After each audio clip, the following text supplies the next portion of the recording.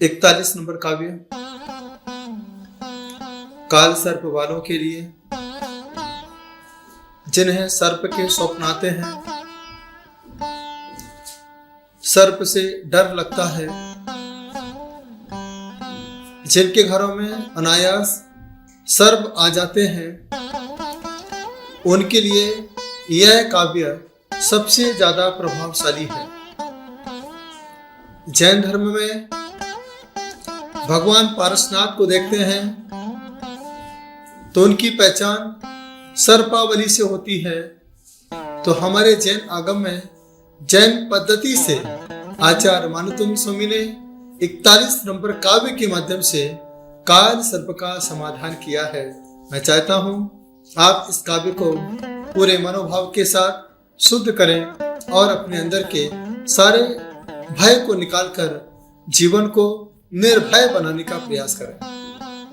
रक्ते क्षणम समद कोकिल कंठ नीलम, रक्ते क्षणम समद कोकिल कंठ नीलम, क्रोधोद्धतं फणिन मुत्फण मापतंतम, क्रोधोद्धतं फणिन मुत्फण मापतंतम, आक्रामतिक क्रम युकेण निरस्त शंकस, आक्रामतिक क्रम युकेण निरस्त शंकस, त्वन्नाम नाग दमनी हृदयस्य पुंसः, त्वन्नाम नाग दमनी हृदयस्य पुंसः। एक बार फिर से पूरा काव्य देखेंगे। रक्ते क्षणम समद कोकिल कंठ नीलम, क्रोधोद्धतं फणिन मुत्फण मापतंतम, आक्रामतिक क्रम युगेण निरस्त शंकस, त्वन्नाम नागदमनी हृदयस्य पुंसः। अब आप इसे संगीत के साथ आत्मसात करें और अपने मन को आनंदित करें। रक्ते क्षणं समद कोकिल कंठ नीलम, क्रोधोद्धतं फणिन मुत्फण मापतंतम, आक्रामतिक क्रम युगेण निरस्त शंकस, त्वन्नाम नागदमनी हृदयस्य पुंसः। शब्दार्थ देखेंगे। रक्त लाल, ईक्षणम नेत्रों वाला, समद मद सहित, कोकिल कंठ नीलम कोयल के कंठ सा नीला, क्रोधोद्धतम क्रोध से उद्धत, फणिनम सर्प, उत्फणम फण को ऊपर उठाए, आपतंतम सामने आने पर, आक्रामति लांघ जाता है, क्रम युगेण दोनों पैरों से, निरस्त छोड़कर, शंका संदेह, त्वन्नाम आपका नाम, नागदमनी नागदौम नाग को दमन करने वाली जड़, हृदयस्य जिस हृदय में, पुंसः पुरुष। भावार्थ, हे वीतरागी प्रभु, जिस भक्त पुरुष के हृदय में सर्प को शांत कर देने वाली आपके नाम रूपी नागदमनी जड़ी बूटी है, वह भक्त पुरुष भय रहित होकर क्रोध से ऊपर की ओर फण को उठाए हुए लाल लाल आंखों वाले कोयल की गर्दन के समान काले सर्प के सामने आ जाए तो वह दोनों पैरों से सांप को लांघ जाता है। आचार्य मंतुंग स्वामी प्रभु के नाम की नाग दमनी की बात कर रहे हैं। हृदय में धारण कर लो, कैसा भी सर्प हो, यहां पर कोकिल कंठ कोयल के समान जहरीला विषैला सर्प सामने आ जाए, लेकिन हे प्रभु, जिसके हृदय में आपके नाम की नागदौन जड़ी बूटी होती है, तो वह उस विषधर सर्प को भी दोनों पैरों से लांघ जाता है। पढ़ते भी हैं, विषम निर्विषताम याति स्तूयमाने जिनेश्वरे। भगवान पारसनाथ, उन्होंने घायल सर्प को देखा, मरणासन अवस्था में थे। उसी समय पारस कुमार ने नाग और नागिन को नमोकार मंत्र सुनाया। उस मंत्र के प्रभाव से नाग नागिन धर्मेंद्र और पद्मावती हो गए। जिनके घर में सर्प आते हों, उनके लिए बहुत अच्छा उपाय है। जो गोबर के कंडे बनते हैं, जिसे उपले कहा जाता है, आप इस काव्य का पाठ करते करते उसे मंत्रित कर लीजिए। जलाकर के मंत्रित करने के बाद आप इस काव्य को पढ़ते हुए चारों तरफ बाउंड्री बना दीजिए, और बाउंड्री बनाने के बाद इस काव्य का रोज पठन करें। ईशान्य कोण में एक तांबे के पात्र में आप कच्चा दूध रखिए। यह प्रयोग आपको 41 दिन तक करना है। आपके घर में कभी सर्प नहीं आएंगे। और जिन्हें काल सर्प का प्रकोप है, काल सर्प की परेशानी है, तो वह प्राचीन पारसनाथ के तीर्थ स्थान पर जाएं, क्योंकि पूरे भारत देश में सबसे ज्यादा तीर्थ पार्श्वनाथ भगवान के हैं। आप जब राजस्थान में जाते हैं, वहां पर अंदेश्वर पारसनाथ, आप पीछे देखिए, अनिंदा पारसनाथ, चबलेश्वर पारसनाथ, बिचौलिया पारसनाथ। महाराष्ट्र में जाइए तो वहां पर शिरपुर पारसनाथ, चिंतूर पारसनाथ, कचनेर पारसनाथ। इसके बाद आप जब गुजरात में जाएंगे तो वहां पर महुआ पारसनाथ। इसके बाद यदि आप मध्य प्रदेश में आते हैं, मक्सी पारसनाथ, पुष्पगिरी पारसनाथ। आप जब कर्नाटक में जाते हैं तो वहां पर बीजापुर सहस्त्रफणी पारसनाथ। जब आप तमिलनाडु में जाते हैं तो वहां पर मेल चिताबूर पारसनाथ। और जब कभी शिखर जी की यात्रा आप करते हैं तो यात्रा की पूर्णता भगवान पारसनाथ के दर्शन के साथ होती है। ये पंचम काल है। हम पढ़ते भी हैं, तुमसे लागी लगन ले लो अपनी शरण, पारस प्यारा मैं तो जी संकट हमारा।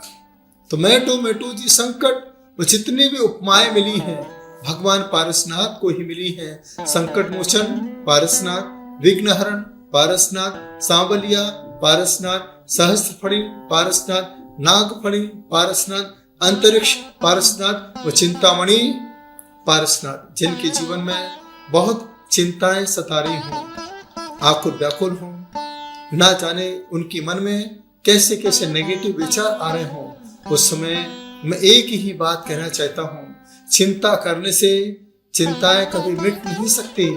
एक बार जो चिंतामणि पारसनाथ को याद कर लेता है, उसकी चिंताएं अपने आप मिट जाती है और उसकी चेतना में पारसनाथ भगवान का आशीर्वाद समाहित हो जाता है। अपने हृदय में प्रभु के नाम का सुमिरन कीजिए। जो प्रभु के नाम का सुमिरन करता है उसका सुमरण हो जाता है। जब कभी आपको लगे कि हमारे जीवन में बहुत सारी असहनीय वेदना हो रही है, तो आप इस प्रकार की मुद्रा बना करके, इसे सर्प मुद्रा कहते हैं, इस प्रकार की मुद्रा को ऐसे बना करके प्रेयर करते हुए 41 दिन तक इस काव्य को 41 बार पढ़ते जाइए। नीले वस्त्र पहन करके खुले आकाश पर बैठ करके, यदि कहीं पर नागदमनी का पौधा हो वहां पर बैठ के साधना करें, एक अच्छा प्रभाव आपके जीवन में पड़ सकता है। यह चंदन के वृक्ष के समक्ष बैठ करके इस काव्य की साधना करते हैं, एक अलग प्रभाव आपके जीवन में पड़ता है।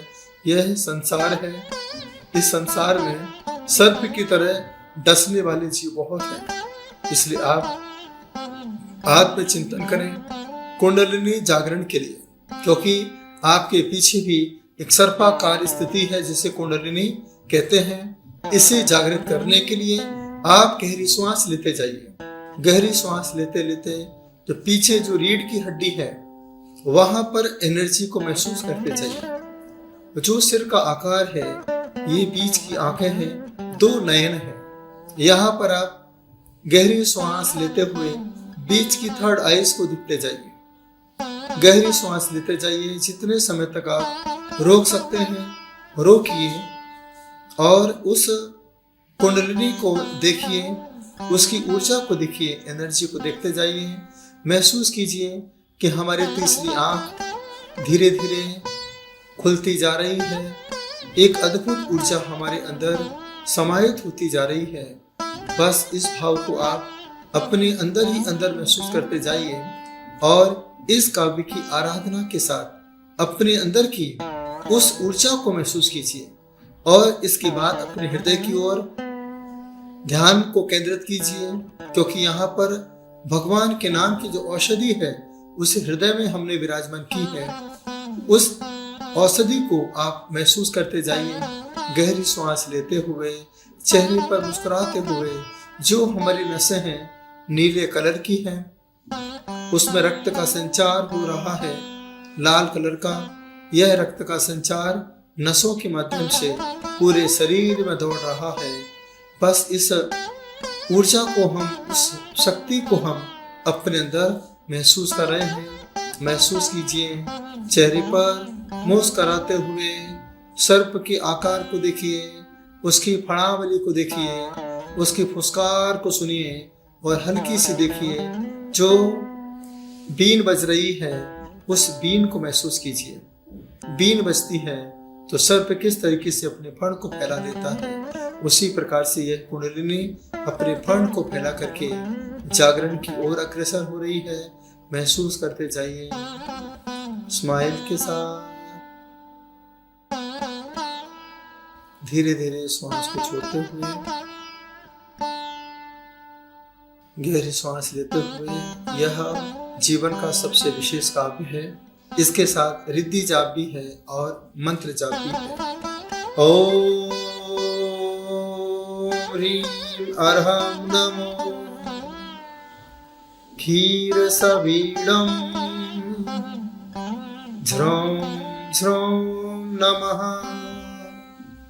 स्वाहा। मंत्र जाप है ओम नमो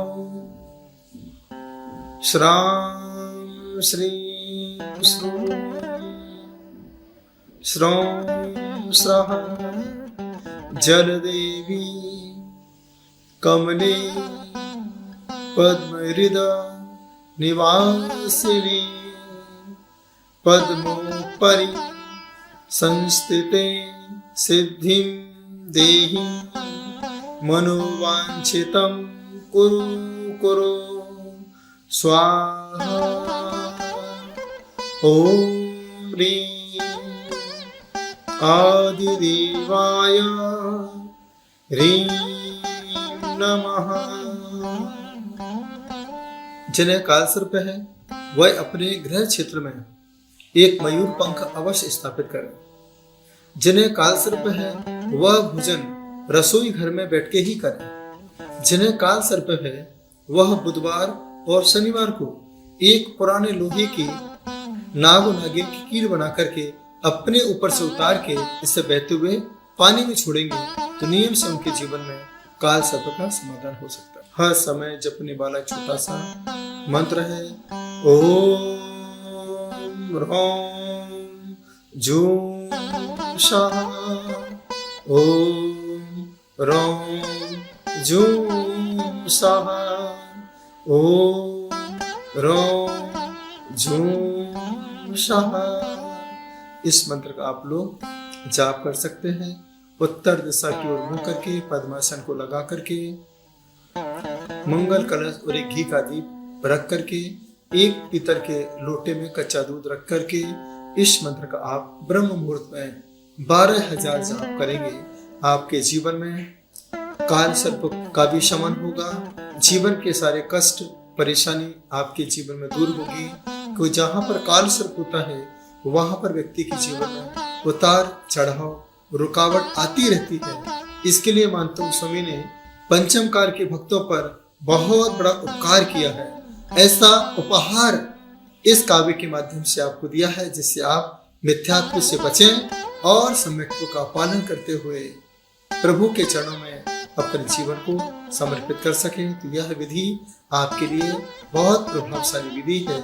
महावीर चालीसा में प्रभु के नाम के स्मरण के लिए कहा है, रागादि भुजंग डसे जिय को विश्रमृत स्वरूप हो जाता है। प्रभु नाम नागदमनी से विष निर्विष स्वरूप हो जाता है। प्रभु के नाम के स्मरण से, प्रभु के नाम के स्मरण से विष भी निर्विष होकर के आपके जीवन को सुखी और संपन्न आनंदित बनाता है। आपका जीवन आनंदित हो, प्रसन्नचित हो, सारे काल सब का शमन हो और आपका जीवन आनंदित हो, प्रसन्नचित्त हो, प्रभु की भक्ति में तन्मय हो। यही भावना के साथ विषम निर्विषताम याति स्तूयमाने जिनेश्वर। ओम